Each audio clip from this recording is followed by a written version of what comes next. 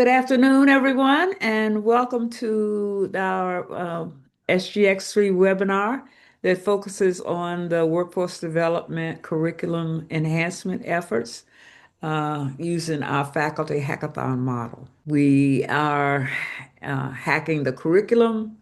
We're not hacking the faculty, but joining me in this presentation are two of my workforce development committee members, Charlie Day from Texas Academic Computing Center and Jamie Powell from Omnibond Systems. So we're going to start by sharing a little about XGX3, and then we'll focus in on workforce development efforts, a little about that in general, and then specifically look at our faculty curriculum development model. Charlie will bring you that information. And then Jamie will come in and give you some specifics about the schedule, logistics, and details about the effort. And finally, we'll talk about the upcoming faculty hackathon that we're going to have this year, this August. So SGX3 is funded by the National Science Foundation as a Center of Excellence. We're called the Center of Excellence to extend access, to expand the community, and exemplify good practices through for CI through science gateways. So we work to broaden the access to CI. We work to grow the community of students, faculty, and CI professionals. And we also work to develop and to share with you the best practices that lead to sustainability and usable gateway development. Science gateways act as a bridge. They are the bridge between these researchers and educators and students and CI professionals on one hand to what they need to be effective. That's lab equipment, that's cloud resources, high performance computing resources, data repositories, computational methods, and artificial intelligence and machine learning resources as well. They are always conscious of security when doing so, so they implement tools, authentication tools, and APIs using data integration and visualization in order to build this bridge for the success of our educators and students and researchers that form our community. So this is what our team looks like in general for Science Gateways. We are led by Sandra Geising. She is our fearless leader, principal investigator, and project director. And then each of our major components have a lead.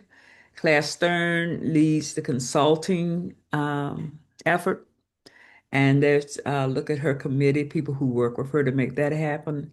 I lead the workforce development component, and these are some of the people who work with me. You'll meet two of them today. The others serve as team members for our internship efforts and some of our other efforts as well.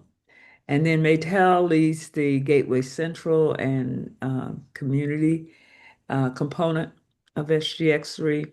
Sean is in charge of the Blueprint Factory. Paul is in charge of user experience and usability. And then Janae is our project manager who kind of keeps us all together and on the right foot. So if we look now at workforce development, uh, and I have to tell you about that, all that I say would have to focus on either our student development, student professional development effort, or on the aggressive way that we reach out to faculty and help them to adjust their curriculum to include gateways, high performance computing, artificial intelligence, and so forth. And it would also have to include the way that our gateway community members um, participate in this effort, serving as mentors and judges and partners, so that we can assist these faculty and these students in their efforts. So some of the smiling faces are shown here. Of course, it is we have a large community, hundreds of mentors, dozens of faculty, and hundreds and hundreds and hundreds of students who have been involved over the lifetime of this SGX3 and SGCI uh, grant.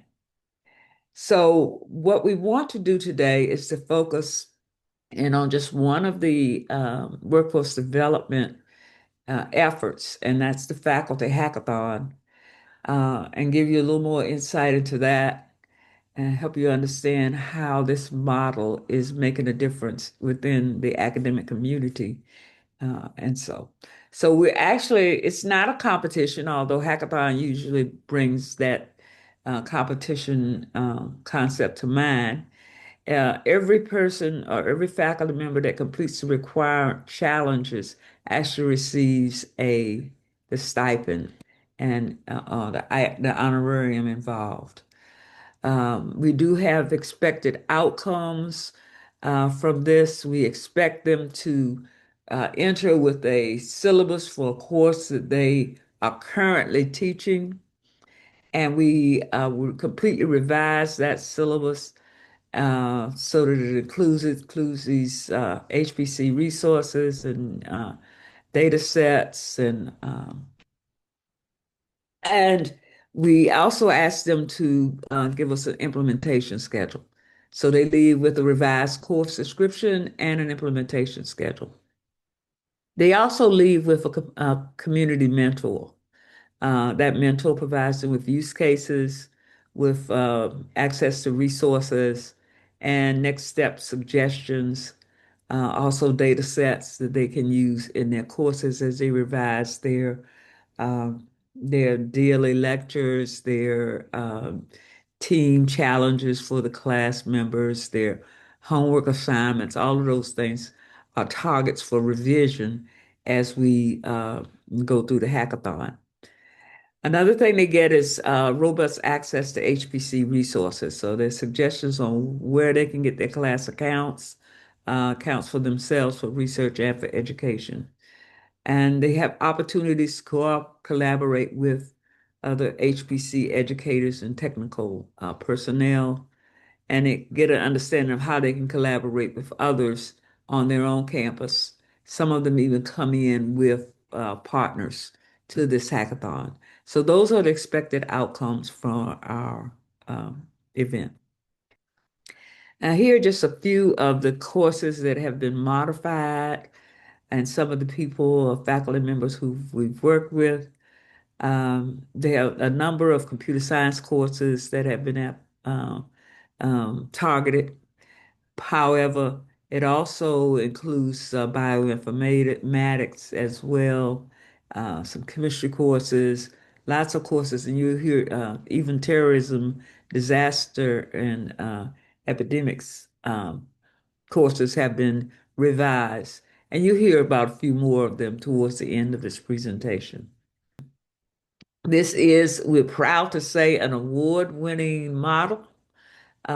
We have the honor of saying we got the best event report from the International Conference on Games and Jams that was held in Copenhagen.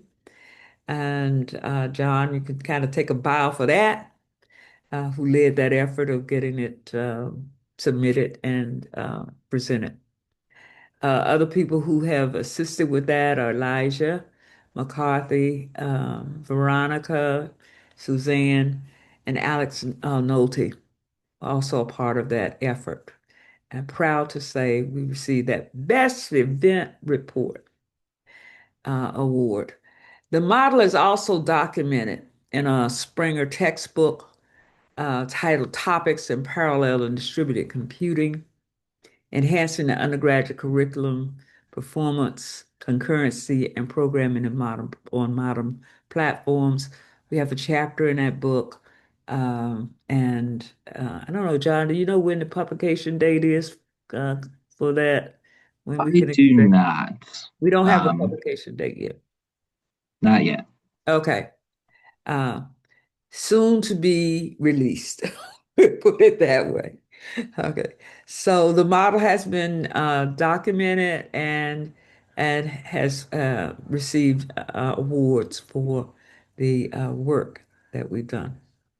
So I'm going to turn it over now to Charlie, who will tell you a little bit about more about the model itself and the how and the whys of it. Hey, Charlie, you want to take over? All right. Thank you, Doc. Welcome, everyone. Thanks, everyone, for having us today. So here's the problem. We are overwhelmed.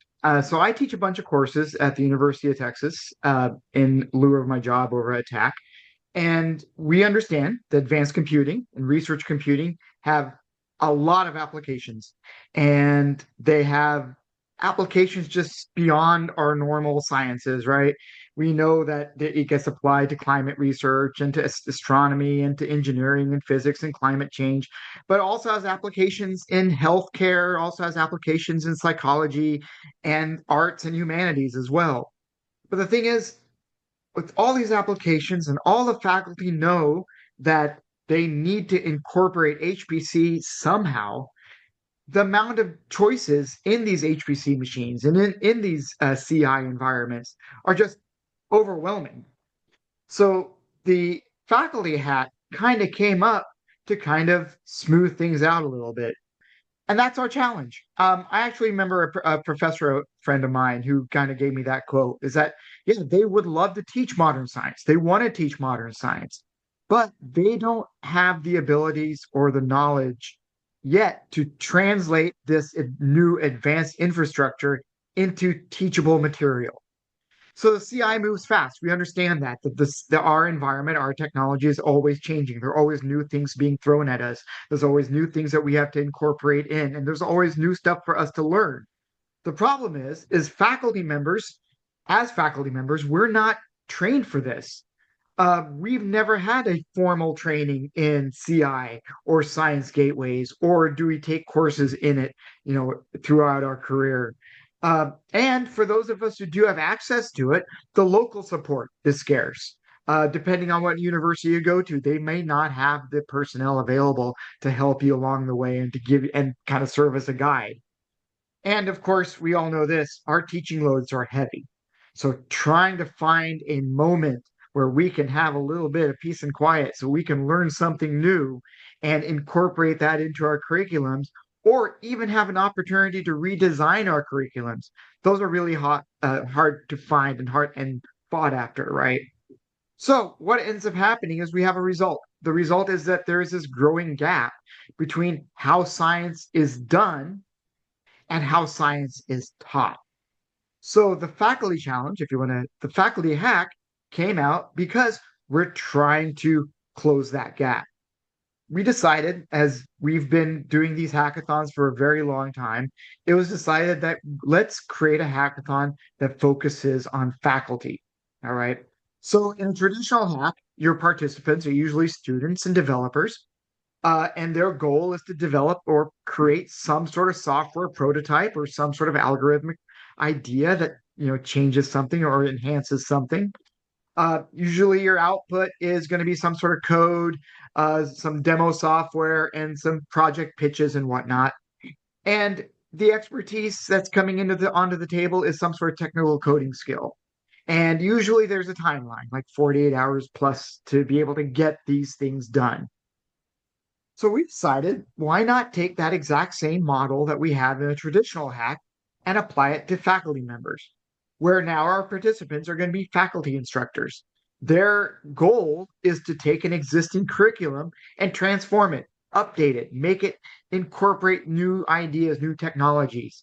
And their output would be syllabi, new assignments, new modules, new challenges, new quizzes, all that fun stuff, kind of combined into one. And the only expertise that we're assuming you have is, well, you're going to have some sort of domain teaching experience in the domain that you're actually teaching in. And then once again, the timeline is, instead of a really quick hour or like a really sought after sprint, we're looking at more of a structured milestone based timeline where we're going to give you milestones and you're going to be able to achieve it. And we can definitely say that this, as Doc had pointed out earlier, this is a documented, peer-reviewed formula. Our traditional hackathons, we published papers on that, and our faculty hack and how we've incorporated that in. So you might want to ask, why are we focusing on faculty when traditionally we can create a hackathon and we can focus on students? Well, I think you've all kind of seen this little theme and this little image that keeps appearing of the dandelion. That's why. When we are training a student, we are essentially creating one potential CI professional. But when we're training a faculty member, we are training hundreds of potential CI professionals. It's the dandelion. You have one dandelion, that's the instructor, and they blow all these little seeds out. Each one of those seeds is a new knowledge point on our knowledge graph, and it's going to grow. So faculty members are really our highest leverage multiplier for the CI workforce development to create new technologies, new ideas, new curriculum, and produce new students who are going to be able to take that and go somewhere new with it. That is why we're focusing on faculty. So how does this actually work? So what we essentially do, we recruit, of course. We're looking for faculty members. We're looking for interdisciplinary faculty members from really any institution. Somebody who's got kind of a thought about how they can update their syllabus. How can they update their curriculum? And we pair these. So we have a kickoff where we orient them. During this kickoff moment, we do some training events. We show them different types of HPC resources. We show them different types of science gateways, different portals that they can incorporate in, different environments, different IDEs that they can incorporate in, just to get those fluid, just to get that brain working and the brainstorming started, just to get things running a bit. And then we pair them. We pair them with a technical mentor, somebody who's usually from some sort of CI center, cyber infrastructure center, like myself or John Hallman or Jamie or somebody. And we also pair them with a former faculty hacker that's gone through this before and has updated or created a new curriculum. So together, you're not alone. That's the thing. Faculty members, sometimes we feel like we're alone in this, but we got to learn all this on our own. We don't. There is a community out there, and we're going to help you. We're going to help you get incorporated into that community through the technical mentor and through former faculty hackers. And what ends up getting delivered is this brand new syllabus for your course, new assignments, new gateways that you're incorporating in, new resources that you're going to be introducing your students to, and of course, new connections for you to grow your class in. And these technical mentors, they know what they're doing. They're from national labs, they're from the CI centers, they're from other gateway teams, and they are a resource for you. They are a mentor for you. That is really never going to go away. Once you're part of our family, you are part of our family. And we are going to be there with you every step of the way. So what are the faculties walking away with? Well, what we're trying to do is solve some of these problems that we're facing in the classroom. We have lower barriers to be able to incorporate yourself into these HPC resources. There's no need for you to be a CI or an HPC expert. That's not what we're looking for. What we're looking for is somebody that you're able to connect with and work with and have that as a resource for you so you have access to a CI or HPC expert. And you're going to have actual usable outputs at the end of this hack. You have deployable course materials. You have a revised syllabus. You have new assignments that you've created. And you're also going to be set and ready for that implementation plan that Doc was talking about. And of course, you have the confidence and the community that's being built around you that you're now going to be a part of. Pure learning. I learn a lot better when I have an opportunity to brainstorm with other people in a group, other people who are going through the same issues as I am, or other people who have gone through the same issues that I'm about to go through, that I can relate with, that I can talk to. And that is what's very important in our faculty environments as well. So you're going to be supported by the community, and you're going to have the confidence to be able to support that issue as well. And of course, as Doc pointed out, we're professors, we're faculty. We know that, we don't have that much time. We need some extra incentives. And Faculty Hack gives you those incentives. The honoraria, the participation in conferences, the connections to the mentors, the connections to the community, and of course, opportunities for to be published and publishing your papers and articles and your course and curriculums. And there's evidence that it works. Through our peer-reviewed process, we saw that we have multiple iterations of this. We've had multiple iterations of cohorts that have gone through the FacultyHack, many of whom are actually on this call right now. These outcomes are documented in peer-reviewed journals and articles, and as Doc pointed out, we have won awards on this as well. People understand that there is value to what this model is bringing, and it's scalable. We start with this. It's virtual first, so we do all the training virtually, and then we lead into the conference where we kind of come together as a community, and then of course when you're off into your geographic locations wherever you are, that community is there with you as well. You know, like Doc said, there are hundreds of people in our SGX3 community, and they are there for you. And of course, it's a strategic fit. This model, this hack HPC model, like a lot of people are wondering, wait, how exactly does this fit back into SGX3? It directly advances all three of those pillars that Doc had pointed out earlier, those SGX3 pillars, the extending, the expanding, and exemplifying. Once again, those three pillars, we're extending access. SGX3, we're trying to extend access to HPC materials, to HPC systems, to science gateways. And that's exactly what we're doing through the FacultyHack. We're expanding the community. The new faculty that are coming in through the FacultyHack are now going to be a new resource for our community to be able to tap into. From under-resourced institutions, from non-CS disciplines, are now part of this community. And of course, we're exemplifying the practices. It's a scalable research-backed model that is going to be able to grow and going to be able to incorporate new ideas from these new faculty members, from these new courses, from the new curriculum. And, you know, we're going to watch our family grow. And now, of course, I'm going to tag Jamie in. So Jamie, you can talk, Jamie will talk about some of our past experiences, how this model fits into a real world environment, and what you can expect. All right, Jamie, all yours. Thanks, Charlie. First of all, I'm going to warn some of the FacultyHack participants, some of our alumni that are out there in participant land. You know I will call on you. So be prepared. Having said that, I just want to say thank you all, everyone, for coming. I know that some of you all are in finals, dealing with the students bringing in final reports and things like that, and trying to get everything graded, trying to just get to the summer.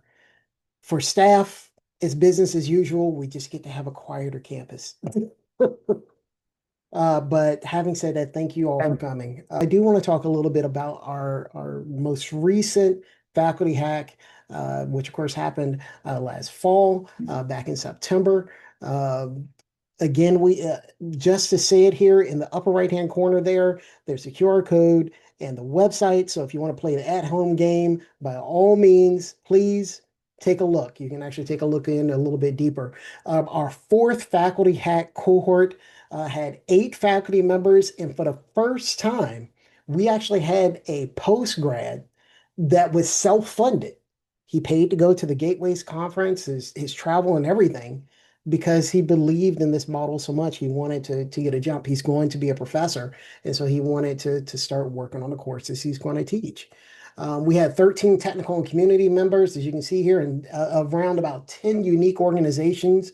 What we mean by that is for the mentor side, we had academia, we had the national labs, as Charlie mentioned, as well as industry. I get to sit on 2 sides, well, 3 sides of that with being a contractor. I kind of get to do everything as well as a teacher. A few of the courses that were enhanced there are, of course, listed.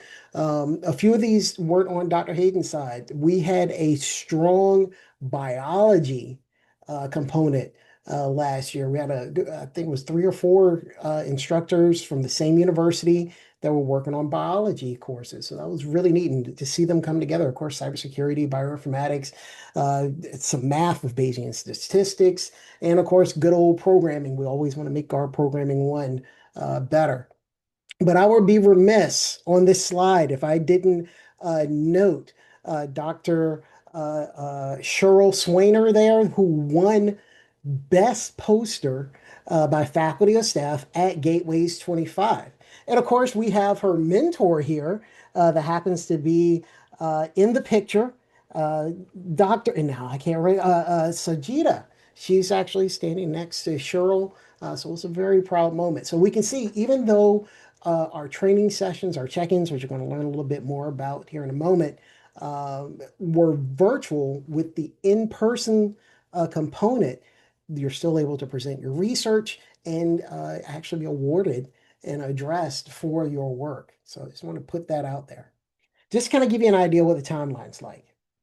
We started out kicking off, making sure we pair our faculty members with the appropriate mentors. Generally speaking, the mentors mentor at least 2 different, I'm so accustomed to saying the word teams, but 2 different faculty members so that they're able to share their perspectives and their experience. We meet together as a group, and generally speaking, what happens during these virtual sessions is we start off with training. So we'll have a training on some type of gateway resource, be it Jetstream or Nair or whatever that resource may be, GitHub. Will train on that resource to give the teachers a very short, intensive, and yet direct way to utilize those resources, and even some examples of how they can use them in their classroom. Then we transition over to the faculty members actually talking about their courses, their goals, and how they're progressing in their research. So if they learned about Jetstream the session before, in their next session, they may say how they're going to implement Jetstream into that course. And then we're able to come together as a group and help critique and assist them in modifying that. And because we're not competing, we can help each other. What works for one might work for the other, and we put the 2 of them together, and we get double double the benefit, double the enhancement. And then the last part of the session, we always allow our professors, our faculty members to go into groups and to breakout rooms with the mentors where they have direct contact, direct communication with their mentor about their project. This allows them to ask those directed questions, those specialized questions, I just don't feel like asking this in front of everyone because it doesn't help everyone, but it can help. They feel a little bit more comfortable speaking about it together. And I'm just making sure. Okay, I saw something in the chat. Just want to make sure here. All right. Thank you. Thank you. So Oyobade is actually one of our professors from our previous hackathon. So he's just saying goodbye. It's good to see you. Now, I do also want to say that everything concludes in our capstone, as it were, where we bring the faculty members, and it's actually a part of they're being accepted. We pay for them to come to the Gateways Conference. This year will be in Washington. Last year was in Green Bay, Wisconsin. It was beautiful. And we have them do blog posts for SGX3, as well as they have their GitHub repositories that it can, of course, live on, as well as their research poster presentations. So we complete the circle. We present information, they process the information, analyze it, apply it, and then they report out what they have done. Just to kind of give you an idea of a little bit of the logistics for those of you that I know are itching to sign up for it this year. For our synchronous flow, for our virtual component, we of course do use Zoom. I love using the 2-slide, 2-minute presentation for you to report out, to let us know where you are so that we can help you to modify your course. Make sure if you're getting stuck, we can use that group think to resolve some of those issues. That's also where you'll receive your training and whatnot. Our asynchronous support, of course, centralizes on Slack, where you can directly contact other participants, your mentors, the hosts, as well as part of the asynchronous component. or I should actually lean into the version control and coding storage, we use primarily GitHub and of course Google Drive to make sure that we have documents and GitHub, and then we push everything as much as possible into GitHub. And then our specialist evaluation framework is just our fancy way of saying, as you present, we critique and help. All right. Um, to say what Dr. Hayden said as well, the honorarium was $500, and it was, of course, given upon verification of completing the deliverables. Just to give you a larger look at how those courses kind of fell out in the last time, the SGX3 resource they use, as you can see Jetstream there a lot, but if I pop over to this, it really breaks it out. So you can see in this case, there were 5 core components. Now, there just happened to be 5 virtual days, and we just happened to go over 5 different items that could help the professors. And so this is how it broke out. Does it always go that way? No, no, it doesn't. This time, because of the biology component and informatics, of course, those professors really attached to that. Because we had a whole section on Jetstream 2 and how they could modify it using it in their courses, how they could apply for a classroom allocation. The majority of the professors said, I need that. Let's do it. And a lot of them did it while they were actually in the session. I think even one professor came back the week after and said, yes, I have my class on it now. I don't think it was Widodo. But it was another professor that came back immediately saying they were using it. So it was really these different items they were able to present during these sessions really helped them, and they gravitate to them and grab onto them immediately. I'm saying that to say this. For those of you that have some of those specialized science gateways or specialized resources, please let us know. If you want to take 5 or 10 minutes and do an overview for the faculty members, let us know so that we can allow you to do that. They would be, in all likelihood, many of them will gravitate towards it because they know someone that's used it, they feel more comfortable with it, and they have time to apply it directly to their courses. The mentor organizations, I just wanted you to take a look to make sure that I am staying honest here. So our mentors are from Oak Ridge. So we have John here, who has been a long time mentor. Of course, he's a co-author in our book chapter. John is amazing. Um, thank you for coming, John. Of course, we also have Elijah, who is also one of our Oak Ridge, as well as other persons from the Oak Ridge National Laboratories. From TAC, when we first started, I was a part of TAC, Charlie's a part of TAC, and then we had others join us as well from TAC. So we national laboratories with major resources were able to jump in and assist and give you specialized assistance and sometimes even just navigating the system in order to get access to those resources. We have the academic institutions from the faculty members that returned to help fellow faculty members. Dr. Mohammed El Bakri is actually one of them, where he was first a participant and then he came back and became a mentor. And of course, our industry partners like Voltron Data and myself from Omnibond Systems. And this year, Abundant Frontiers Institute as well. But you'll hear about that if you're a part of Faculty Institute. So having said that, I will turn it over back over to Dr. Hayden to give you a little bit more information. Okay. So we encourage you to join our Faculty Hackathon movement.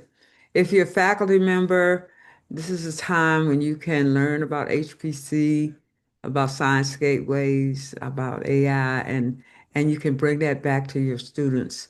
You'll get mentoring, you'll get an honorarium, and you'll become a part of this supportive community for you to depend on when you go back.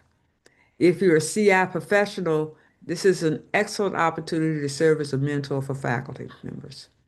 Uh, we ask you to help the faculty members to identify resources that they can use in their courses, data sets and use cases so as they redesign their homework assignments, their classroom presentations, their group projects or team projects for their classes, then they would look to you for suggestions on where to find that information.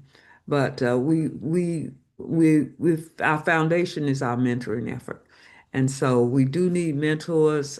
Always trying to recruit new mentors, and know that your efforts will go well beyond this one encounter when those faculty members go back and start to teach classes of 20 and 30 students, and one semester after another, using the resources in the syllabus that you've helped them to redesign. So I strongly encourage you to join our efforts as a mentor, and you can sign up as a mentor at the same place that the faculty sign up to be participants. You just indicate that you will be mentoring or staff.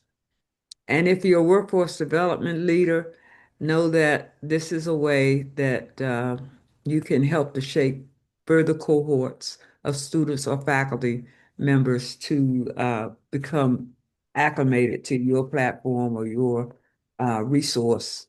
We encourage you also to get involved in this effort. We make room for you to present your resources during the hackathon. So just let us know. So if you're faculty, if you're CI professional, if you're workforce development leader, we need you, and we encourage you to join our movement. Next slide. All right, here's the QR code again to take you straight to the site. And you can get to it by going to our sciencegateway.org website and just click on education and look for faculty programs as well. That's an alternate way to get there. And I included the link in chat as well, Doc. Oh, wonderful. Okay. So our next Faculty Hack is scheduled for August this year.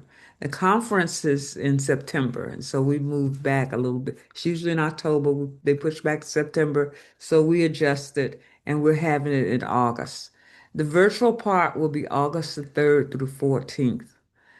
We don't meet every day. We have check-ins during that time, but you will be working on your revisions from starting on the 3rd and up to the 14th when we do our final reporting.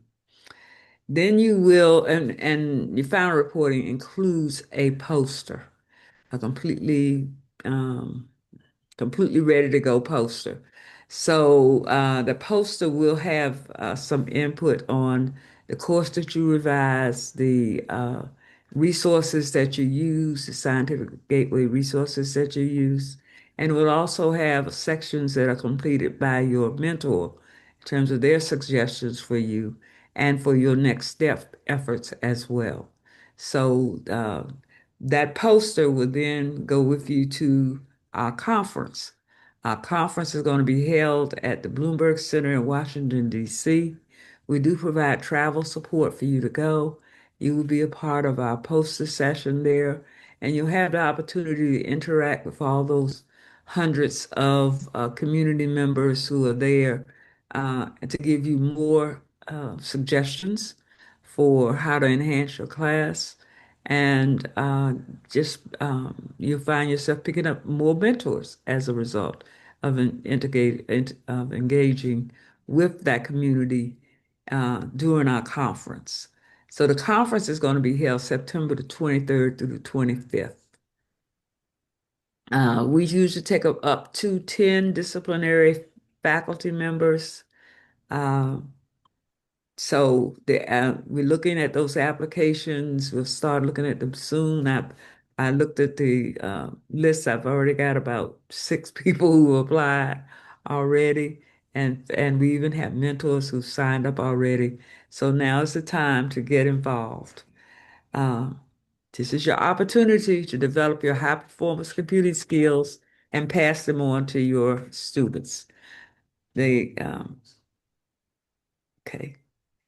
Doc, do you mind if we say something? I know Bernadette is not here, but Bernie, you actually see her on this poster here next to Dr. Muhammad, which I can move my mouse, but I don't think you can see my mouse.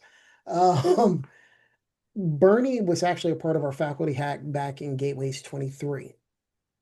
She was newer to the community. She found out about NAIR.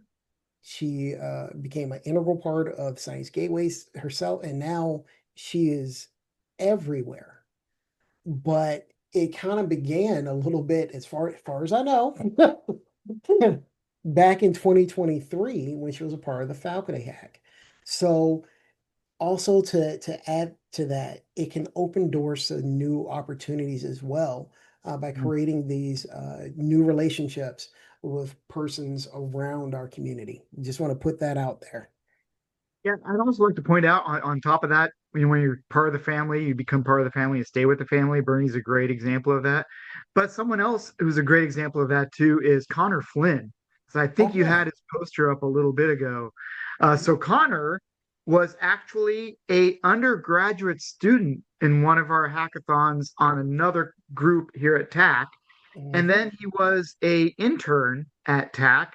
Apparently had no direction what he wanted to do or where he wanted to go, and then went for his master's degree, got his PhD, and then came aboard the Faculty Hack as one of our faculty hackers, and presented last year in Wisconsin at Green Bay. So yeah, and he's University of Chaminade in Hawaii is where Connor is from. So it's just amazing. You just kind of The and the come aboard and opportunities, stay aboard. mhm, opportunities to publish and to continue to share your work have been also realized. We have Mary Beal Oh, there she and is. Tanjika Johnson, who are going to be representing us at the Brown meeting. Are either of them here? Okay, Yes, Dr. ma'am, I'm Beals is here. here. yeah, they're here. And we have Udodo, who is going to be presenting at the RSSE meeting Mhm. as well on the work that he's done. He was a part of our publication, our book chapter, and so several of the faculty members came on and were able to be a part of that publication. So it is there are a number of next step opportunities that become available along the way for you once you finish your course revisions and implemented your course. So with that being said, Jamie indicated that there are a number of past faculty hackathon alums who are with us today. And so we want to just give you the opportunity to Say hello. say hello. And if you have anything to share, please do so at this time. And I'll just raise your hand or just turn on your audio and All right. share. Okay. And out, Jamie, you got. Not a All problem. right. So, all right, Obadi. Thank you so much. Yes, I really enjoyed the program last year. It wasn't just about the enjoyment itself. I came back with a lot of great skills. And shortly after I arrived with the skill that I was able to learn in that conference, I applied for an AI fellowship. And as I'm talking to you, I'm currently an NSF near AI Education Fellow. Not only that, Congratulations. thank you so much. Even Clark Atlanta University, very proud of that because I'm a social scientist. So not only that, I was able to mentor a group of students who won a second place cash award of $10,000 in a data science competition sponsored by MasterCard. And then the university was so excited that they just recommended me for full professorship. And on the 8th of 8th, on the 29th of April, I got my full professor. Congratulations. Awesome. Oh, That's yay. really awesome. All right, So Dr. what Beals. was the Oh, competition your students were in? I think you said MasterCard. It was a data science challenge annually supported by MasterCard. So cool. So I serve as an industry mentor to 3 women, and they did a terrific job. Awesome. Thank you for sharing that. Another success story. Thank you. Thank you so Thank you, thank you, You know thank you. what? I think we need to put a page up on the website of where are they now. Yeah, Yes. That's awesome. Oh, Dr. Beals. Okay. Hello. Yeah, it was an Hi. experience. I enjoyed it so much, which led me to actually becoming a CDS Exchange Fellow. Wow. Um, yeah, I know, right? And so I had the opportunity to continue to use they introduced us to Science Gateways. I was like, hey, I know that already. And I mentioned the hackathon. It was like, yeah. So look, I told you last year, Jamie, I was coming back. Yes, ma'am. Um, I You act meant like you had a it. choice, but yes, ma'am. No, I'm Yeah, just I kidding. meant it. Mm, And I just finished filling out my application. So yes, I will be back. Tanjanika will be back. yep. And I have shared this with some other faculty members as well. So hopefully they will fill out the application for the virtual and will willing to participate. But yeah, this was definitely an experience and yeah, it was just an experience and I can't wait to learn more. Excellent. Thank you so much. All right, and Shajita? Hi, everyone. I just want to share my 2 cents that I truly enjoyed being part of the SGX3 2025 as a mentor. It was not only a wonderful opportunity to mentor and share my experience with the other faculties, but also a great learning journey for myself. The program that it was awesome and provided an excellent platform for networking, collaboration, and connecting with inspiring CIS professional and other professional categories and participants from diverse background. So I'm really very looking forward to future opportunities to contribute and learn together. And thank you very much, Dr. Linda and all team. You did a wonderful job. Thank you. You. Thank you. And by the way, Well, I started my PhD last year in AI impact on especially the higher education side. That's my research area. That's amazing. That's so cool. Congratulations. Thank you. congrats. That's Thank you. awesome. John, Right. I don't know if you want to take a minute. He's been one of our awesome mentors. Also, have to say, also a rising star, John. Yeah, and a Mhm. rising star, yeah. Well, if far too kind. Much appreciate the kind words there. The one thing actually I wanted to comment on, Jamie touched on a little bit, and the one thing I wanted to reinforce is not only collaboration within your team, but also across. And I think that's one of the really cool things with it that you get to see. Is that there's kind of this community effort with those involved in FacultyHack in general, and kind of a learning experience for all of us as we're sharing resources and materials. For example, I've come across stuff that, say, maybe Charlie and Jamie haven't seen, and vice versa. And there's kind of this cross pollination across not only the faculty involved, but also the mentors too. So if that sounds of interest to you, strongly encourage participating there. And the other one I want to comment on with opportunities, it doesn't necessarily have to end with Faculty Hack itself either, or the Gateways Conference. Other ways I've seen mentors such as myself continue involvement is through guest lectures and things like that. So lots of opportunities out there. Definitely strongly encourage getting involved if it sounds interesting to you. It's been an absolute blast. Oh, yeah, I'm glad you mentioned that many of the mentors continue to work with the classes as the faculty implement their revised syllabus and come in as guest lecturers and or distinguished lecturers. And even for the department, some of them have served as doing research week have served as lecturers at these various institutions. So it really is a way of linking the universities with the industrial people.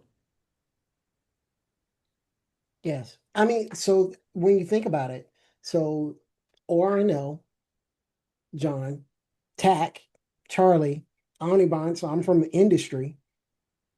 And so between the three of us, we have very, very different perspectives on how to solve problems, as well as We attend different conferences. Don't get me wrong, still the HPC is still a rather small group, so we still see each other a lot. But we also get to expand out and see other things. So when professors have questions, we have, generally speaking, a professor will say, I have this issue, and we'll give them two or three different resources that all address their problem in ways that and there may be varied levels of difficulty, ease, cost versus ways to do it.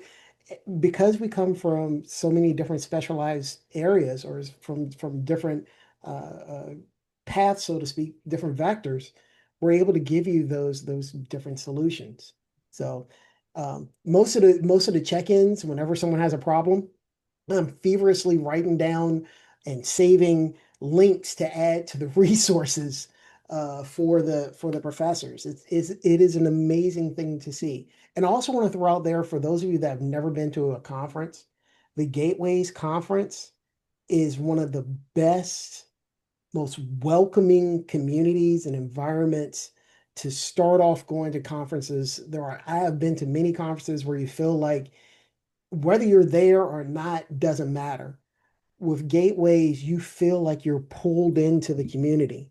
You feel welcome enough to ask the questions that you otherwise you kind of keep to yourself, and you get a valid, useful response. And if people don't know, they say, I don't know, but I know this other person that might know, and they make the introduction. So just putting that out there.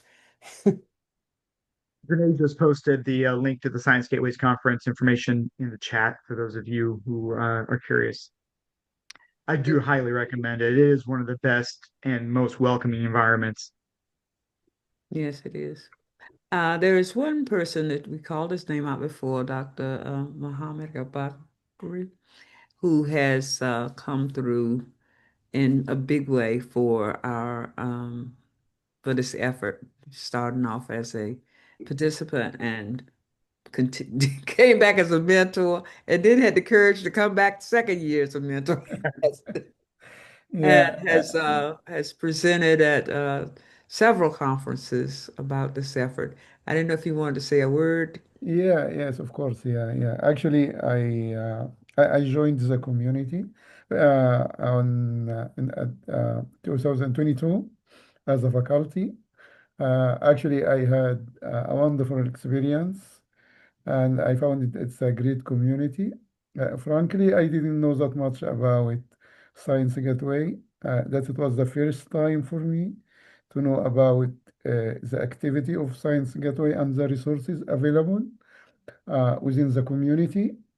And because of this wonderful experience, actually, I joined the second year and later as mentor.